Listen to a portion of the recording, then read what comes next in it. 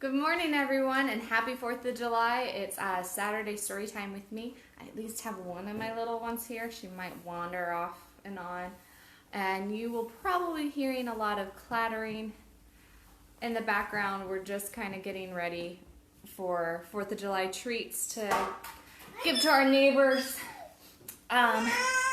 So I want to start off that our story time has a little bit of a theme to it, of an underline of love, because we need more love in this world, and I hope that you can show even just a little bit. A simple smile is a wonderful way to show someone how much you love, or giving them something that makes you smile, and hopefully it does that for them. And another thing also with these books is I've been given these by loved ones throughout our life that thought my family would enjoy them, and we truly do. So I'm going to give some special shout outs to those people that have given me these books that I'm going to read to you, and I hope that you include them in your family's library.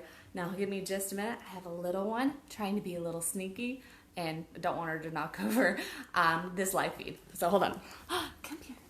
I know. Say hi. Say hello. Okay. So we're going to start off with this one. It is On the Night You Were Born. It is written by Nancy Tillman, and this was given to me by one of my really good friends who unfortunately doesn't live near me anymore, but I still talk to ever so often.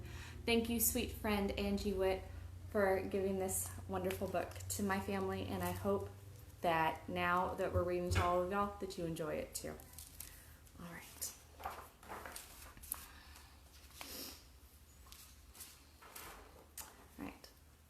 For you are fearfully and wonderfully made. Psalms 139. On the night you were born, the moon smiled with such wonder that the stars peeked in to see you, and the night wind whispered, life will never be the same. Because there's never been... No, that's the moon, it's right. Because there's never been anyone like you ever in the world. Here's the moon.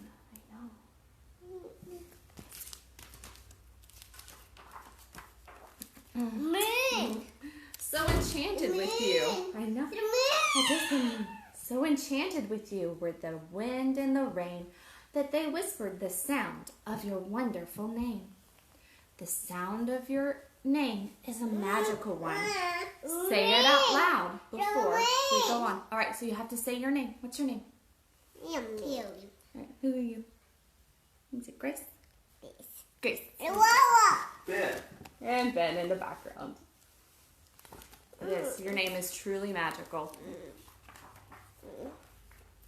It sailed through the farmland high on a breeze. Who in the world is exactly like you? The moon. Who? I know it's the moon. Over the ocean. It's all right.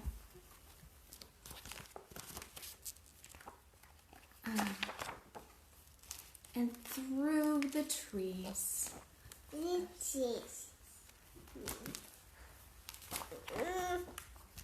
Until everyone heard it and everyone knew of the one and only ever you.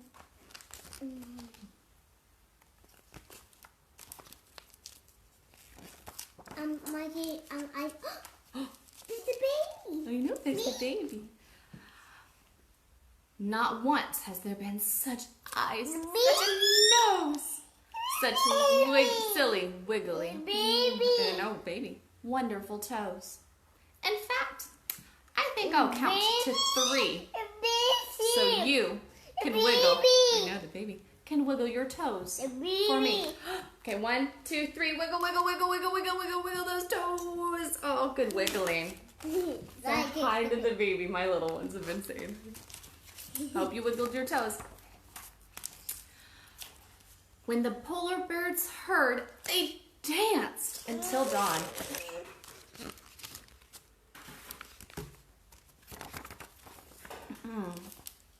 From faraway places, the geese flew home.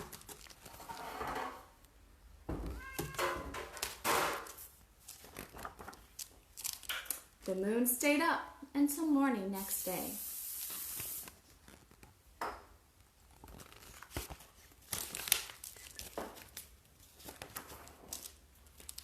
And none of the ladybugs flew away. Because they're pollinating flowers. They're pollinating plants. I didn't know ladybugs could pollinate flowers. Yeah, and they eat the aphids off the plants and keep the plants safe. Okay, let's continue with their story. Okay. So whenever you doubt just how special you are, and you wonder who loves you, how much and how far, listen for the geese honking high in the sky. They're singing a song to remember you by, yeah? Or notice the bears asleep at the zoo. It's because they've been dancing all night for you. Or drift off to sleep to the sound of the wind. Listen closely. It's whispering your name again.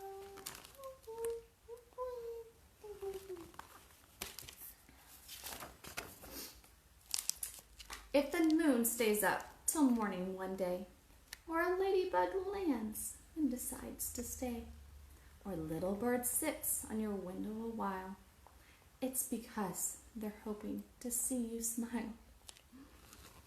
Dad, my daughter was talking to me. Oh, hey, what are we doing right now? Dad! Yeah, that's a pear. Yeah. For never before in a story or rhyme, not even once upon a time, has the world ever known a you, my friend.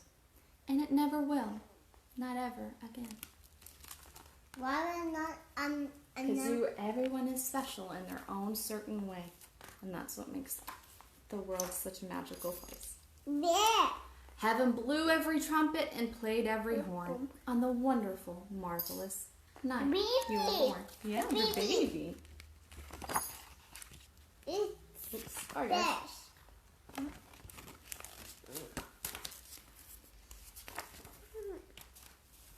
Remember, you are loved. The end. The end. What's the next book? I don't know. I hope you enjoyed this wonderful book, and just remember, you really are so spectacular and loved and part of this world, and you are one of the many pieces that makes this world so magical and want to be a part of. Okay, so we're gonna read this one. It's called Who Needs Donuts? A story and pictures by Mark Allen Stamaty. My brother, Adam Stiles, gave me this book. And it's a very interesting, almost kind of Where's Waldo kind of a book. So I really highly recommend any of you parents or grown-ups watching, add this to your library. It's a wonderful, just amazing little book, and it's fun to find all new pictures. Every time we've read it, we found something new. So again, let's dive in and find what we can see. And even from the cover page, see what you can see of Who Needs Donuts. That's right here. Oh. Sam lived with his family in a nice house. He had a big yard and lots of friends. Oh, the wondrous big family and friends they get to hang out with and see. Oh, and there's little Sam. Okay. But Sam wanted donuts. Not just a few, but hundreds and thousands and millions more donuts than his mother and father could ever buy him. Sam looked a little sad. What? Yeah. Finally, one day he hopped on his tricycle and rode into the big city. Look, his friend looks awfully sad that he's going. But Sam he needs to go on this adventure and find some donuts. Or maybe himself. We'll see. To look for donuts. Now, this is where the Where's Waldo comes in. This is a big city with wondrous things to find and probably hidden places for donuts. That's like the Waldo book. It is just like the Waldo book, huh? He didn't find any. No. Until he met a man with a big wagon full of donuts. "Hello," said the man. "My name's Mr. Binkford, and you look like a boy who wants some donuts. I collect them, but it's very hard work for one person. Would you help me?" Oh, look, there's Mr. Binkford. It's a large piece of donuts. He seems to really enjoy donuts just as much as Sam does. "Oh boy," said Sam. He climbed into Mr. Binkford's wagon and off they went.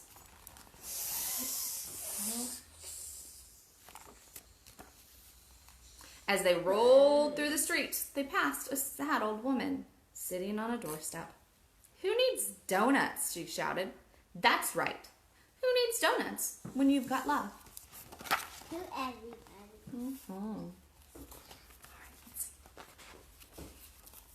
A few minutes later, they stopped in front of a huge warehouse. Mr. Binkford unlocked the door. Another Where's Waldo moment. See what you can find. I wonder if you can find some donuts hidden in there. Sam walked into the darkness. Look, there's an easy donut spot there. When the lights went on, he saw more donuts than he'd ever imagined could be. While Mr. Binkford emptied the wagon, Sam ate and played in the donuts. Look at all of those spectacular donuts. It was so big I can't see. I know, but look. Oh, it's okay. See? Okay, when they were collecting, Mr. Binkford knew all the best places to look. And Sam learned his job very fast. All right, you got to spot those donuts for me, okay? I can't see them. I'll have you help me in just a minute. We got to give everyone else opportunity, right? Okay, real fast. Fast, fast, fast. Oh, yep. That's good. Good job. Is there some in that umbrella? That's a lot of donuts they're finding. All right, let's see. Okay. Together, they collected so many donuts that their wagon broke down.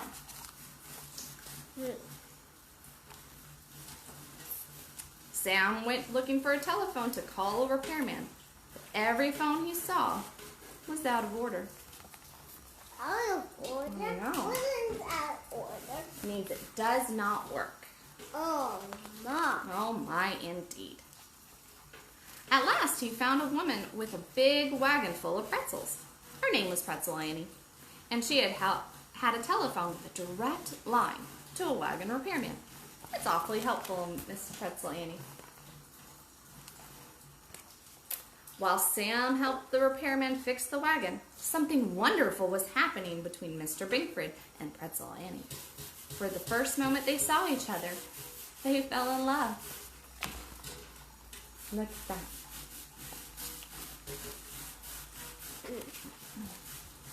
By the time the wagon was fixed, they decided to get married and open a pretzel store.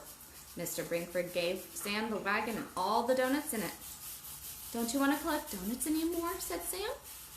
"Who needs donuts?" said Mr. Binkford, and he and Pretzel Annie ran off together. Why did Bigfoot not want to help anymore? Well, did he find love? Mm-hmm. So did he need something to keep him preoccupied since he had love? Mm-hmm. And they could do something together? Okay. Like open a pretzel store and get married? That's right. Okay. A moment later, the sad old woman came walking by. "That's right," she said. "Who needs donuts when you have love?"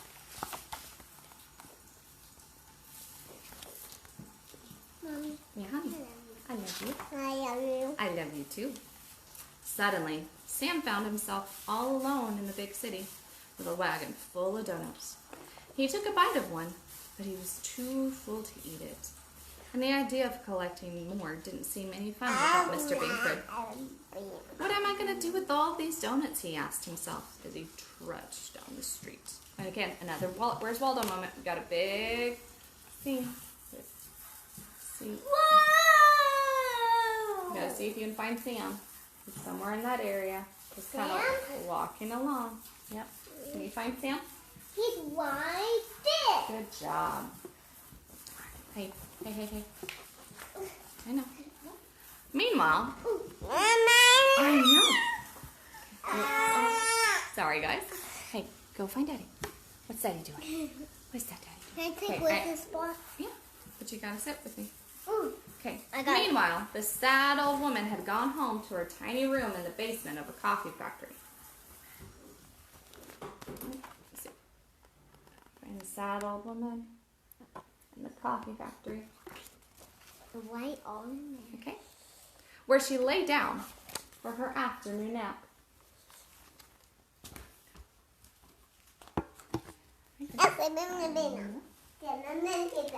She didn't get much sleep, however, because in that moment, a wild bull was escaping from the pet store next door. It charged into the coffee factory, butted a hole in the giant vat of coffee, and ran away. The coffee poured out all over the floor, down the stairway, and into the basement. They're trying to catch the bull. Oh, that's the home. The basement. Oh no!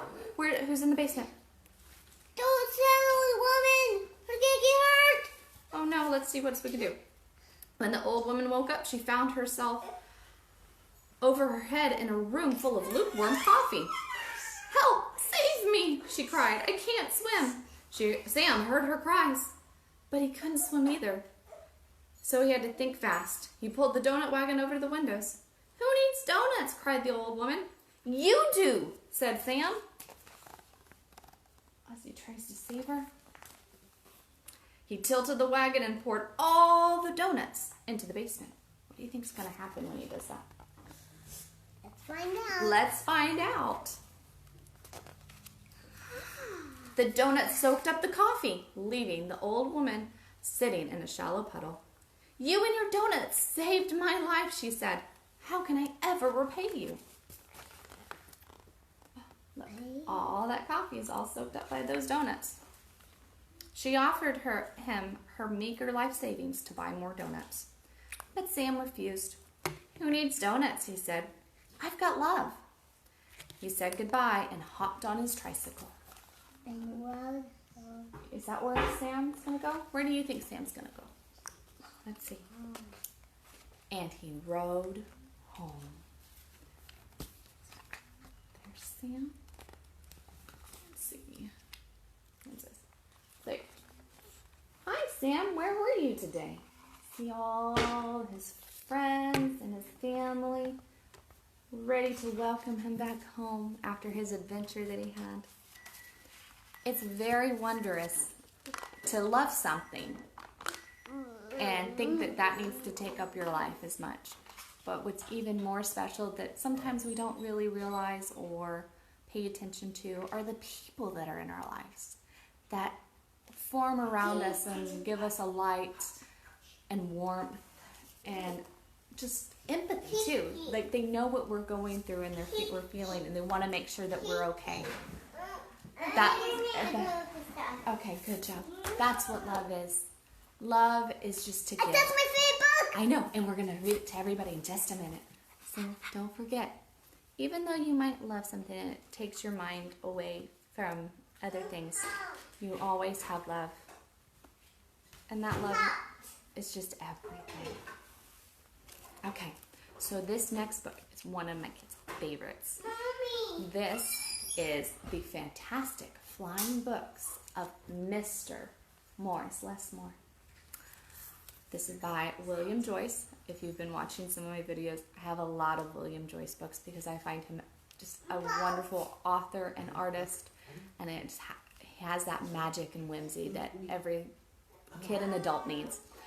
This book was given to me, to my family, by my wonderful Aunt Gail. I love you so much, and you've always cared for my family and made me part of your small thing. And my girls love you too. So thank you for sharing this magical book, and I get to share it with you, and I hope you enjoy it. Okay. Morris Lessmore loved words. He loved stories, He loved books. His life was a book of his own writing, one ordinary page after another. He would open it up every morning and write of his joys and sorrows, of all that he knew and everything he hoped for. See, meet Mr. Morris as he writes about the story of his life. But every story has its upsets. One day, the sky darkened and the winds blew and blew. I'm going to take this just a second. Oh my goodness. Get upset from his ordinary life. That storm. And sometimes storms can be scary. But let's see what's going to happen when that storm settles. Until everything Morris knew was scattered. Every word.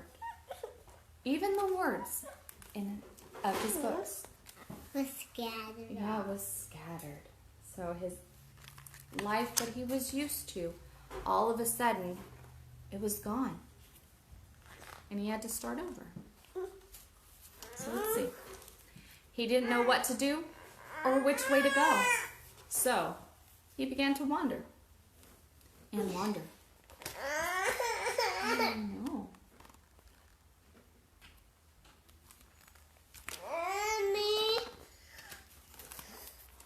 Then, a happy bit of happenstance came his way. Rather than looking down, as had become his habit, Morris Lessmore looked up. Drifting through the sky above him, Morris saw a lovely lady. She was being pulled along by a festive squadron of flying books. Look at that happy happenstance. Look at those wonderful books.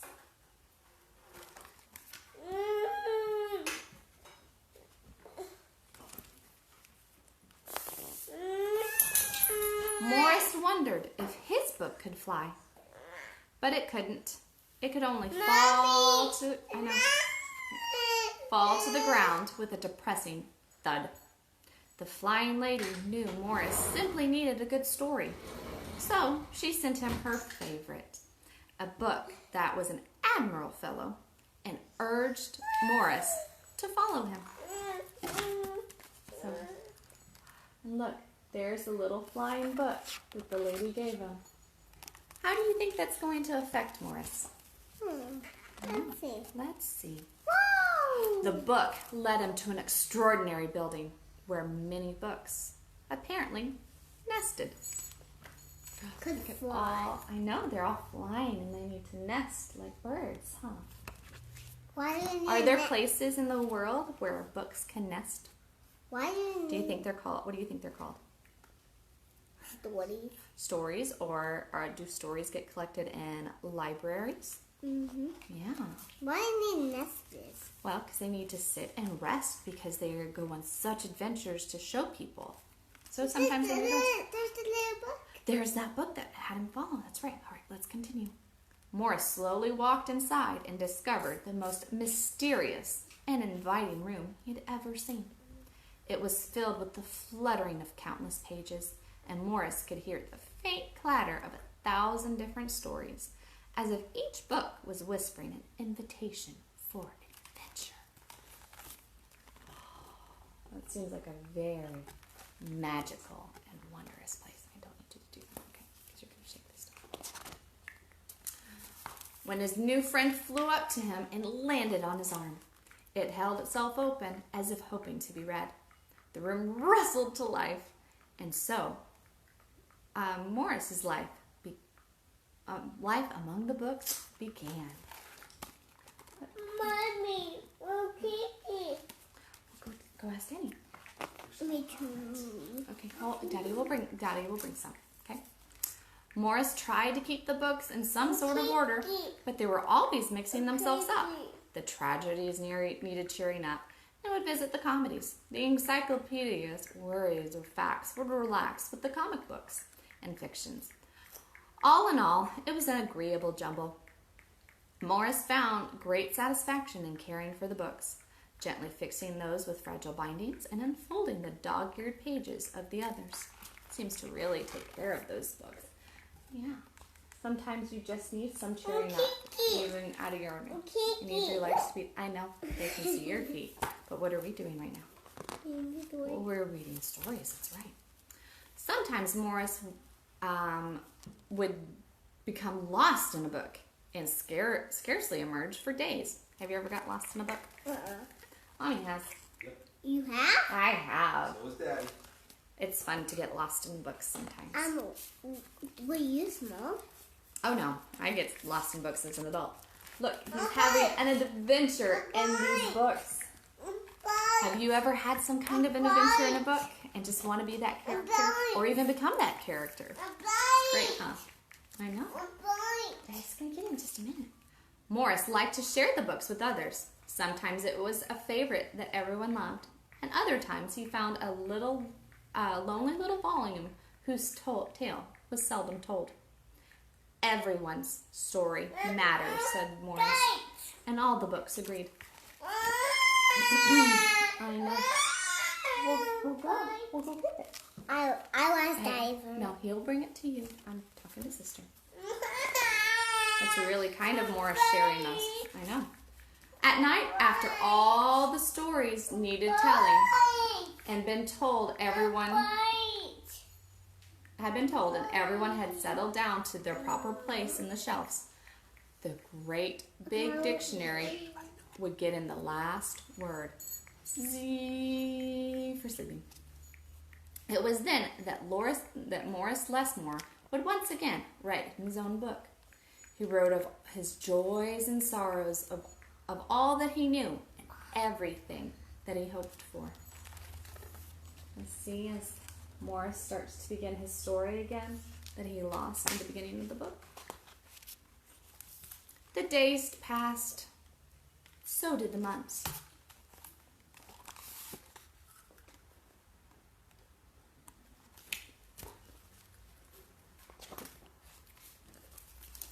And then years and years.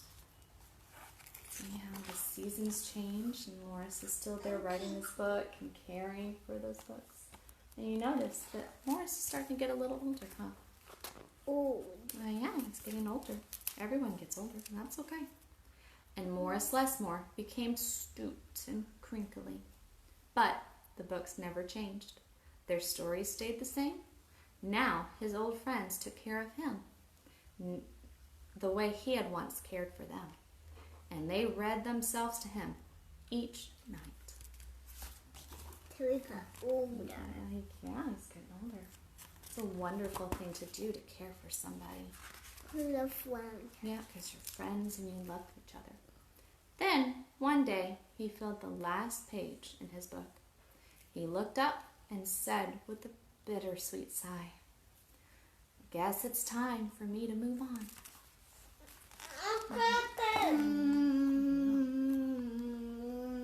As Morris is writing his last page. I know. The books were sorry, but they understood. Morris put on his hat and took his cane, and as he went to the door, he turned and smiled.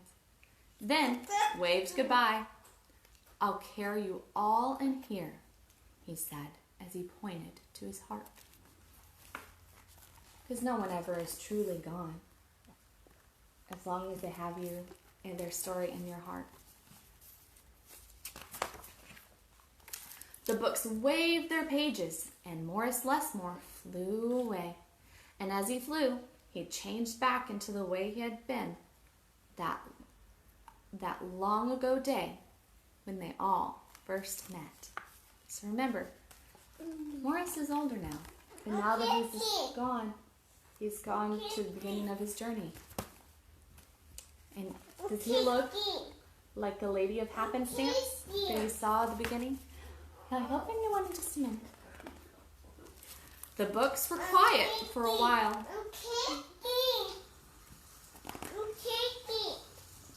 They noticed that Morris Lessmore had left something behind. "It's his book," said his oldest friend. Inside was Morris's story, all of his joys and all of his sorrows, all that he knew and everything he hoped for. See? That's that special book that Morris had been writing in this whole time. Yeah, no, he didn't forget it. Then the books heard a small, expectant sound. I know, Daddy's gonna hold. There in the doorway was a little girl. She looked around with wonder. And then something fantastic happened. Lessmore's book flew up to her and opened its pages. The girl began to read. And so our story ends as it begins. See the little girl getting Morris's story that he finished up, that he had to rewrite because he lost all the pages to change. So he wonders how everything can go full circle. Yeah. Sorry. The girl began to read, and so our story ends as it begins, with the opening of a book.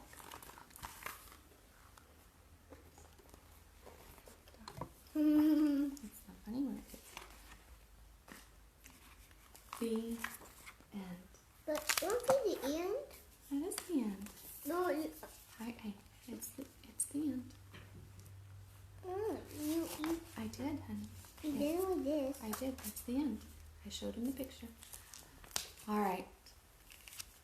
I hope you enjoyed this wonderful story time. And it's the 9th States' birthday. It is. It's the 4th of July. Here. Okay. Well. Okay, hey, I like to talk. I know. I hope you enjoyed this book and all the other ones I was reading, especially like Morris Lessmore. Just because we have a stormy day and it doesn't seem like we're going to make it through, there's always light at the end. And yes, it may take a little bit to pick everything back up and start again. But it's that wondrous moment where you get to start something new. And like the Lady of Happenstance, one simple book, one simple gesture could turn someone's life around for the better. So what simple gesture can you do to help someone else out that might be going through a storm that you don't quite know about? Spread that love, spread that joy, and just the simplicity of things. Everyone needs it, including yourself. And I hope someone can give you some kind of a smile today. And I hope my family was able to do that for you. We'll see you next week. Have a safe and enjoyable 4th of July filled with food. Hopefully you get to talk with some friends and make sure that you're safely distancing and doing all those wonderful practices while we're, again, going through our own storm. But remember to carry that hope and that joy and that love and that little things like cookies. My kids like can make a huge difference. All right, so what do we say to everybody? You say bye. No. All right. Okay. Bye, everybody. I'll see you next Saturday for another story time. I hope you enjoyed this one.